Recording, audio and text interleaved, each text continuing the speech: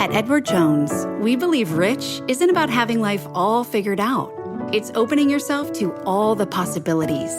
That's why your dedicated financial advisor provides long-term planning built around you, meeting you where you are, and helping you get closer to where you want to be. So no matter where you're starting from, you can move forward with confidence. The key to being rich is knowing what counts. Let's find your rich. Edward Jones, member SIPC. Freakonomics Radio is sponsored by Southern New Hampshire University. The best investments are the ones you make in yourself, and no one knows that better than Southern New Hampshire University. With more than 200 online degree programs, no set class times, and low online tuition, Southern New Hampshire University is built to fit your life today and set you up for success tomorrow. Education is an investment. Why not make it a smart one? Apply for free at snhu.edu/Freakonomics. Freakonomics Radio is sponsored by Amica. You know what they say, if you want to go fast, go alone. If you want to go far, go together. So go with Amica and get coverage from a mutual insurer that's built for their customers, one that looks after what's important to you together. Auto, home, life, and more, coverage that fits your unique needs. Amica helps you protect what matters most. Visit amica.com and get a quote today.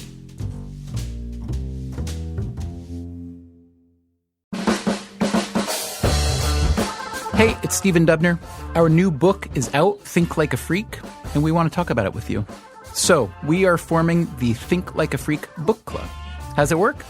You send in your questions about the book, and we will answer them on this podcast. There are 9 chapters in the book, so why don't we do the first installment of our book club with chapters 1, 2, and 3. Those are What Does It Mean to Think Like a Freak?, the 3 hardest words in the English language, and What's Your Problem? Just send your questions to radio@freakonomics.com with the subject line Book Club. And if we choose your question for the podcast, we will send you a signed copy of Think Like a Freak or a limited edition Think Like a Freak t-shirt. Thanks.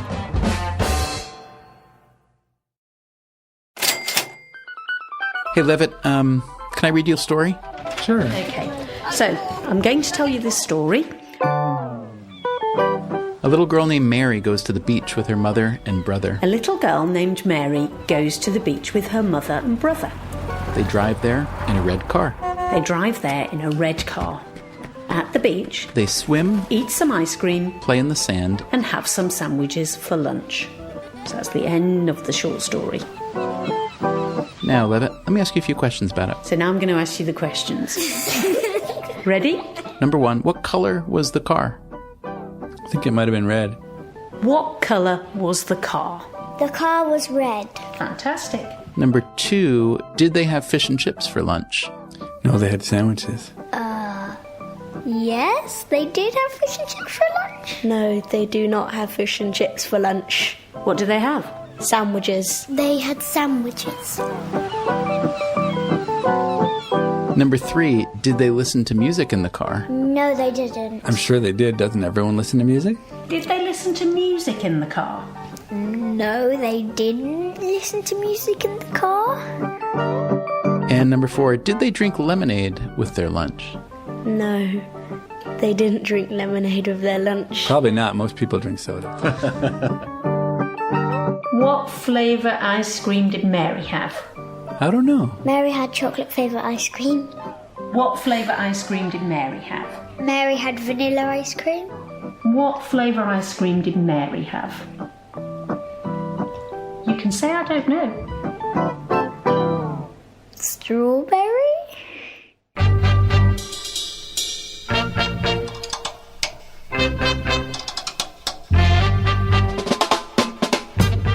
From WNYC, this is Freakonomics Radio, the podcast that explores the hidden side of everything. Here's your host, Stephen Dubner.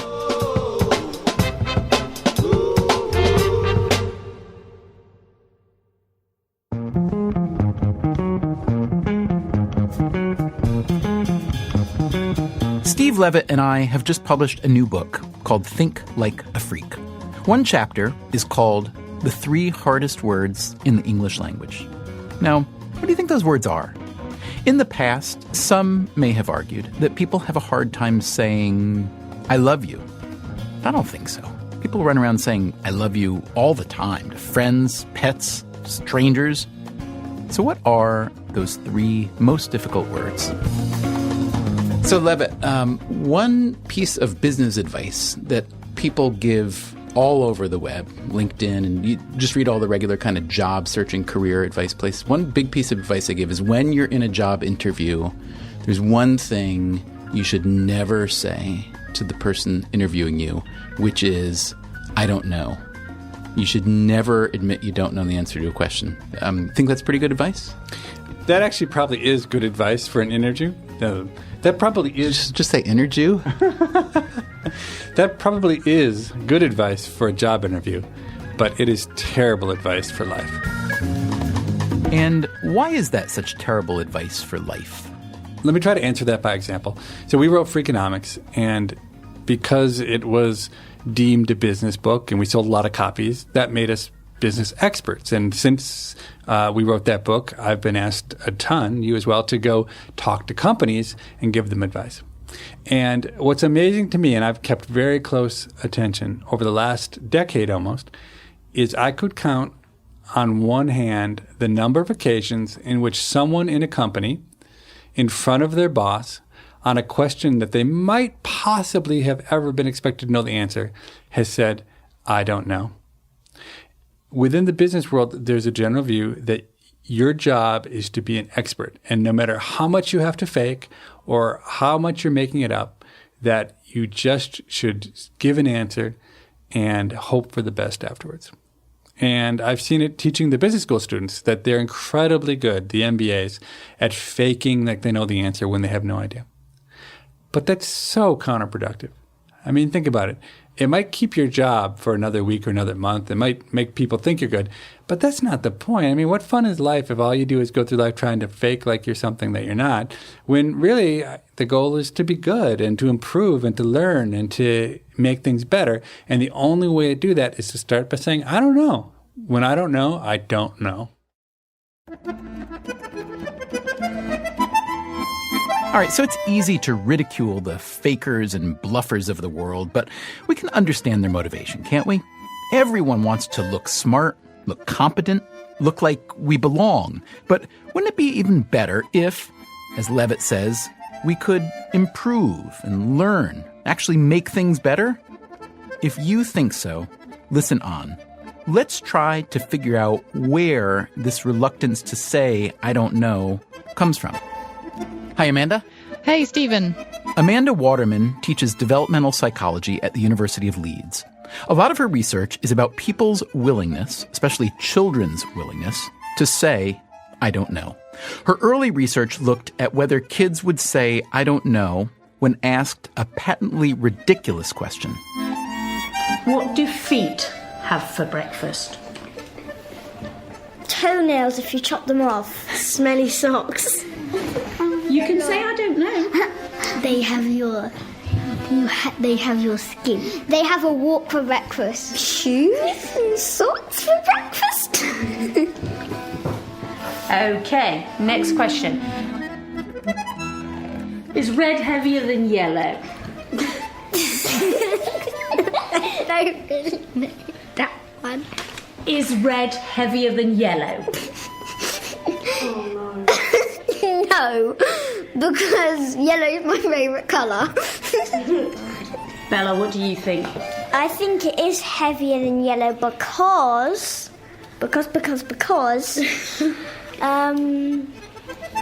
red is in hell, and then yellow's in the sky, isn't it? Yeah, so it's down below, down there. Is a jumper angrier than a tree? No. Is a jumper angrier than a tree? No, because trees look like they have faces.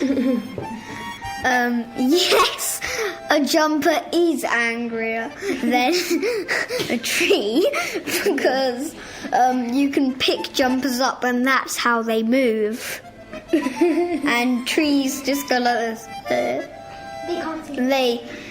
sway from side to side in the wind. So, Amanda, is a sweater, what you there call a jumper, angrier than a tree? Okay, well, that's perhaps where this research started, where we asked children very silly questions about whether a jumper or indeed a sweater was angrier than a tree, to see whether they would indicate in any way whether they were confused by the question or whether they would just go along with the sort of fun spirit of the question. And we found that often children did want to decide whether a jumper was angrier than a tree. But we moved on after that. I was more interested in looking at whether... You got bored by that stuff, didn't you? I got bored. Jumpers are obviously more angry than trees, right? So. Oh, really? I thought trees... No, jumpers were definitely angrier because I think they're kind of used by people. You know, they have to be put on and off all the time. I see. Kind of thing. Mm-hmm. Okay. But we were more interested in looking at perhaps something that would be a little bit more applicable to real life, because generally adults don't ask you very silly questions all the time, but you do come across questions to which you do not know the answer. So it might be a perfectly sensible question, but you just happen not to know the answer to it. So the research went on from silly questions to what we've called unanswerable questions. Which brings us back to the story you heard earlier about the little girl named Mary. A little girl named Mary goes to the beach with her mother and brother. This story was part of a study that Amanda Waterman ran to see how children will answer a question that is essentially unanswerable, a question to which the most sensible answer is, I don't know.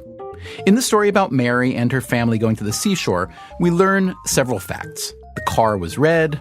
They ate sandwiches for lunch. But other facts are not given to us. Did they listen to music in the car? We aren't told that. Did they have lemonade with their sandwiches? We don't know. Did they drink lemonade with their lunch? No, they didn't drink lemonade with their lunch. Did they listen to music in the car? You can say I don't know. No, they didn't listen to music in the car. The vast majority of children pretend they know the answer to unanswerable questions. It has varied between studies, but you're looking at maybe 2/3 to 3/4 of children, and we're talking in the age range here of about 5 to 8 years old, would say yes or no to a yes-no question that we know they don't know the answer to.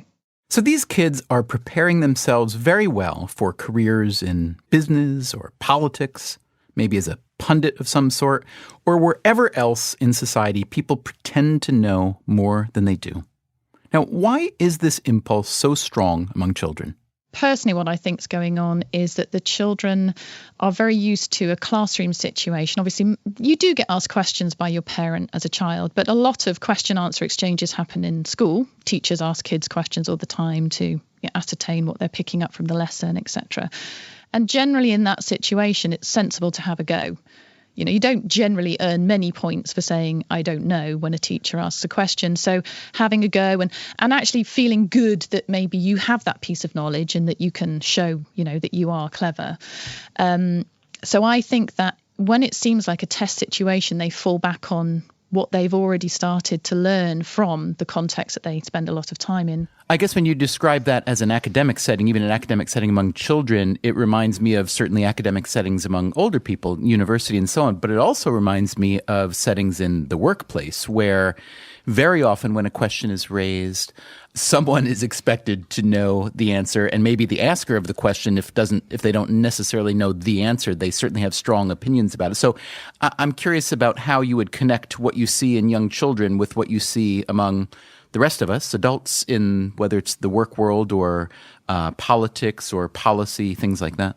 Yeah, well, I think that ties back into this whole social aspect of any kind of conversation or dialogue or question-answer exchange, where a lot of how you respond is affected by how you perceive the expectations of the person asking the question. So it's not just about giving a straight factual answer as to the state of your knowledge. It's actually trying to work out all the other contexts that surround why that question has been asked. What do you think the interviewer wants from you?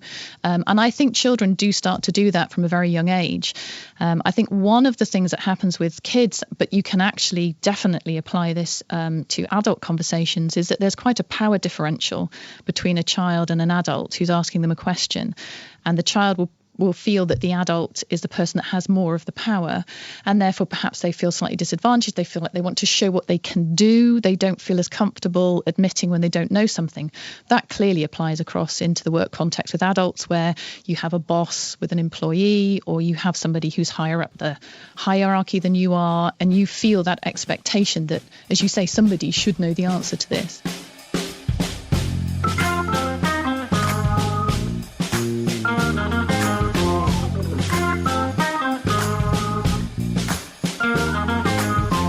As it turns out, Waterman also tested some adults with unanswerable questions. How'd they do? We found that about a quarter of the adults tried to answer the yes-no unanswerable questions.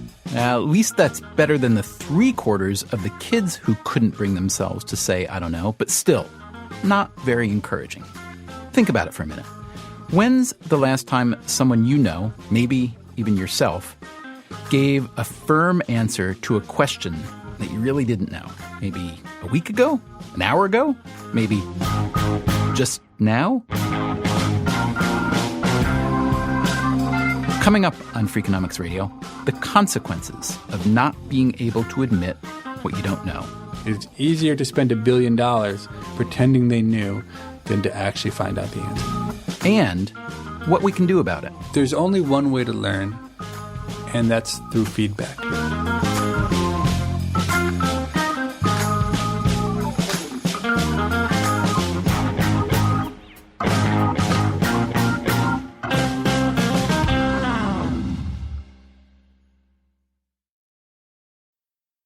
Freakonomics Radio is sponsored by Figure. Did you know that 40% of homeowners own their home outright? If that's you, don't let your equity sit idle. Tap it with a home equity line of credit. Figure, the #1 non-bank HELOC lender in the U.S., helps tap equity you've built in your home so you can do things like tackle a renovation or pay down debt. HELOC is a line of credit secured by your home. You can draw what you need, repay, and draw again. Figure offers a 100% online application. Get approved in 5 minutes and funding in as few as 5 days. It's faster than a bank loan and cheaper than a personal loan. Check your rate today without impacting your credit at figure.com/Freakonomics. This post is sponsored by Figure, NMLS ID 1717824. Figure is an equal housing lender. For more information about their licensing, visit nmlsconsumeraccess.org. Figure's HELOC is subject to credit approval and terms apply. Freakonomics Radio is sponsored by Everpure. Data is crucial to businesses, but managing it can create friction, risk, and manual work. Everpure transforms static data into a living system, intelligent, instantly accessible, secure, energy efficient, and ready to perform. Plus, there is zero downtime for upgrades and maintenance. Whether your data is in the cloud, on premises, or at the edge, Everpure makes data management so simple it feels like second nature. Tame your data chaos with Everpure. Visit everpuredata.com to learn more. Freakonomics Radio is sponsored by Southern Company. The world and its energy needs are always changing. Southern Company's commitment to meeting this demand stays the same. That's because Southern Company believes energy is more than a utility, it's what powers possibilities. So they are looking ahead and investing $80 billion in infrastructure upgrades and are committed to fueling growth in ways that benefit all customers so that reliable and affordable energy is accessible for generations to come. Go to southerncompany.com to learn more. Southern Company, building the future of energy.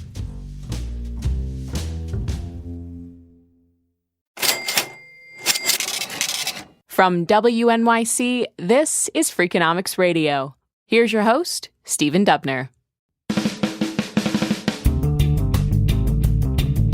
One of the first steps in learning to think like a freak is learning to say, I don't know.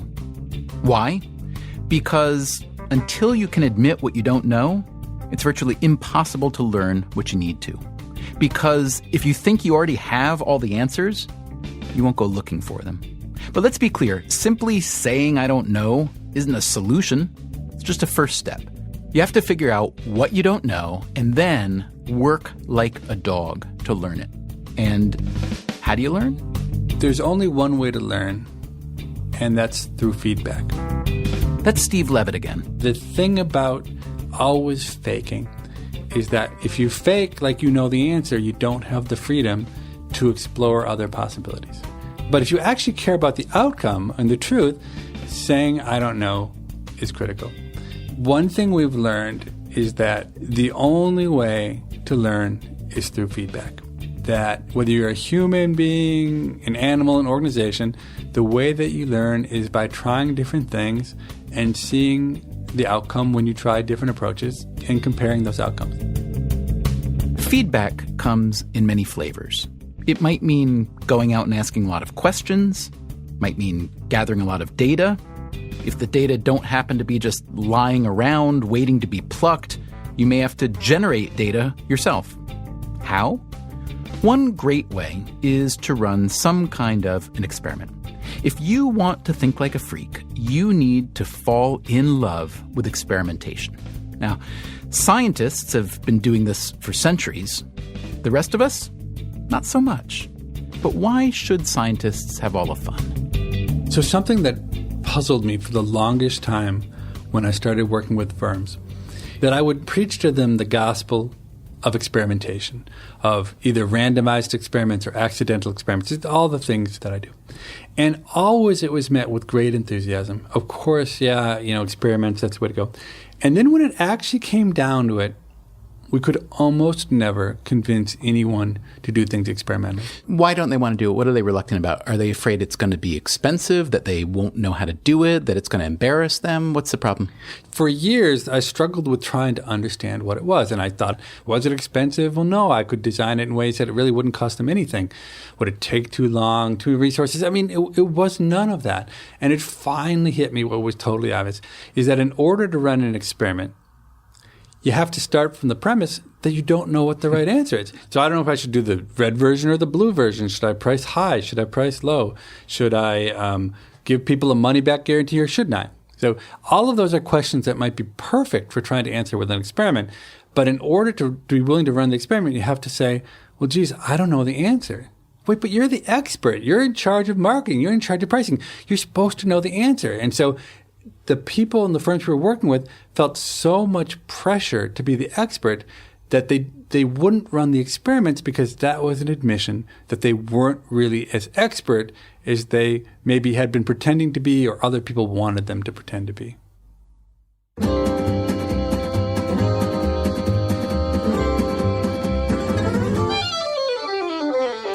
Levitt, in addition to teaching at the University of Chicago, helps run a consulting firm. One of my favorite early stories, this might have been the very first company that I went to visit. This was a company whose unwillingness to experiment, to admit what they didn't know, had pretty big consequences. It was a huge multinational retailer. They spent many millions of dollars in advertising in the U.S. alone, but they weren't sure how effective the advertising was.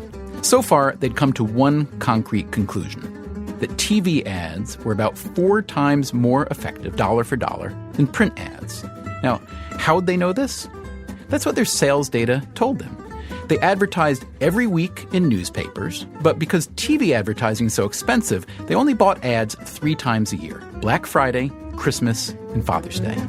So then I said, I think I might understand why your TV ads seem to have a return on investment that's 4 times as great as your newspaper ads. And they said, why? I said, well, every single time you go and do a big advertising campaign, your sales go through the roof right afterwards. And at Father's Day, Thanksgiving, and Christmas.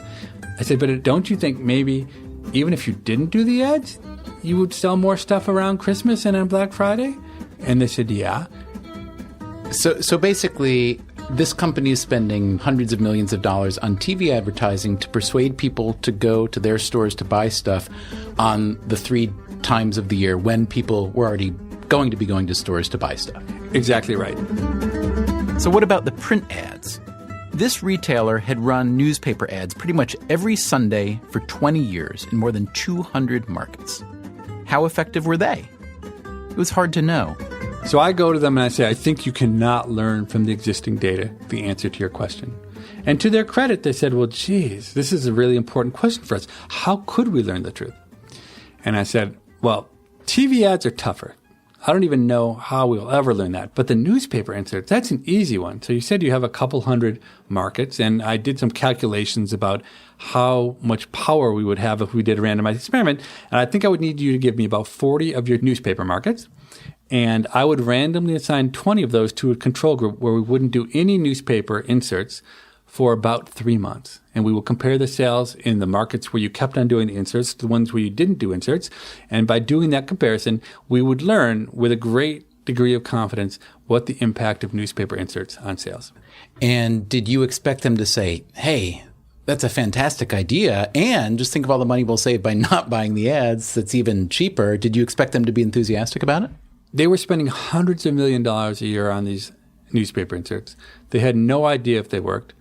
And they even had this belief, which I'm almost certain was erroneous anyway, but they had reason to believe the newspaper inserts weren't that good relative to TV. So I thought, for sure, this is a no-brainer. This is easy. Of course, let's get rolling. How fast can we get it started? And what was their response? So we went to them with the proposal, and their reaction surprised me. They said, "Are you crazy? We can't not advertise in 20 markets. We'll all get fired." And they went on. One of the other guys chimed in and said, "Yeah, we once had this summer intern, an MBA that we had hired, and one of his jobs was to do the ordering of the media in different cities. And the guy was so incompetent that for reasons we never really figured out, he just forgot to order the newspaper inserts for a big chunk of Pittsburgh for the entire summer." And just kind of joking around with him, I said, "Well, I hope you hired that guy." And he said, "Hired him? He was terrible. We would never hire him. Why should we hire him?" I said, "Well, at least he was terrible in just the right way that you're all too chicken to be terrible." Because I said, "What happened to the sales in your stores in Pittsburgh when this guy forgot to do the newspaper inserts?" So what did happen? To their credit, they went and they looked at the data, and they called me with a spring of excitement in their voice, and they said to me, "You're not going to believe what we found. We found no impact whatsoever on the sales in Pittsburgh when this guy didn't put in the ads." And I said, "Wow, that's amazing. All right, so when can we start the experiment?" Again, I just need 40 markets, and I'll randomly assign them, and we'll stop the ads for 3 months. And they said, after a pause, they said, "Are you crazy? We can't not advertise in 20 markets. The CEO will kill us." And it's really amazing that the only piece of real learning they had, the only piece of real feedback that they were given, is that the newspaper inserts didn't work. And yet, it's now 5 years later, and they've probably spent close to another $1 billion putting ads in the newspaper. And the reason was because if they tried to do an experiment to see whether newspaper inserts worked or not, it would be admission that they did not know whether newspaper inserts worked. It's easier to spend $1 billion pretending they knew than to actually find out the answer.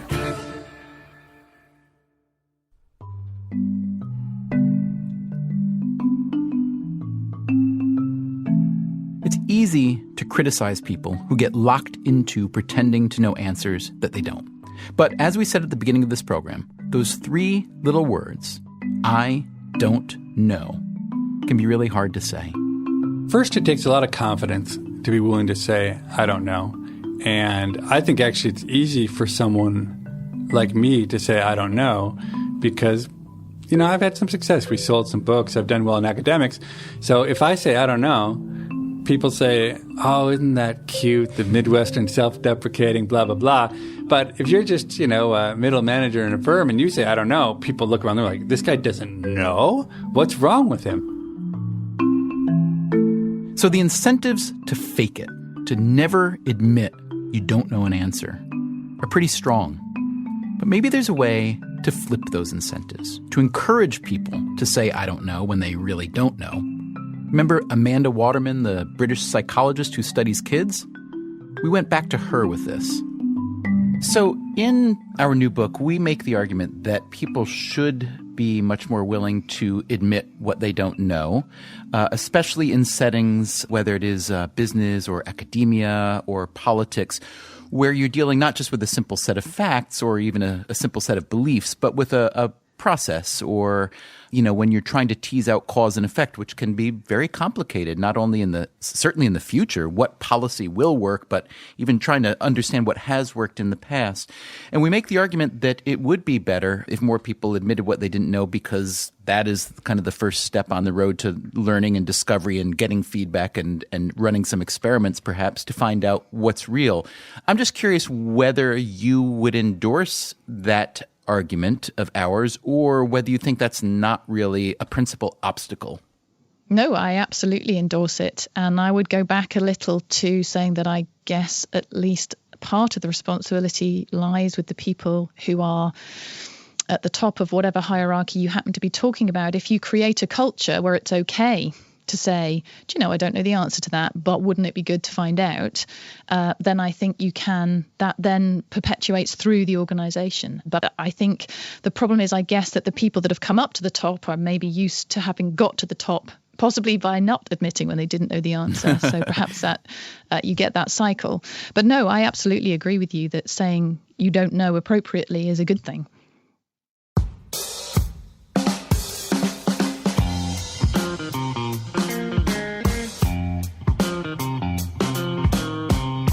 So let's break that cycle, shall we? Let's start with the generation that really matters. You can say I don't know.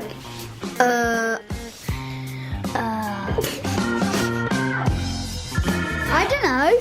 I don't know. I know. I don't know, miss. I don't know. That's perfectly fine.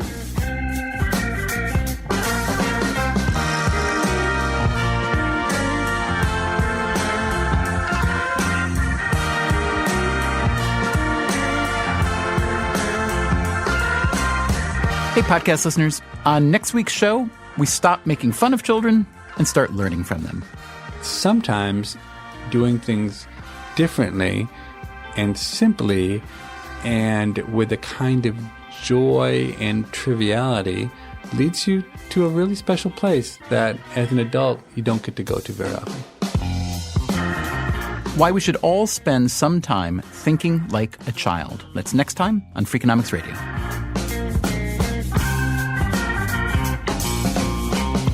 Freakonomics Radio is produced by WNYC and Dubner Productions. Our staff includes David Herman, Greg Rosalski, Greta Cohn, Beret Lamb, Shruti Pinamaneni, Susie Lechtenberg, and Chris Bannon, with engineering help from Jim Briggs. If you want more Freakonomics Radio, you can subscribe to our podcast on iTunes or go to Freakonomics.com, where you'll find lots of radio, a blog, the books, and more.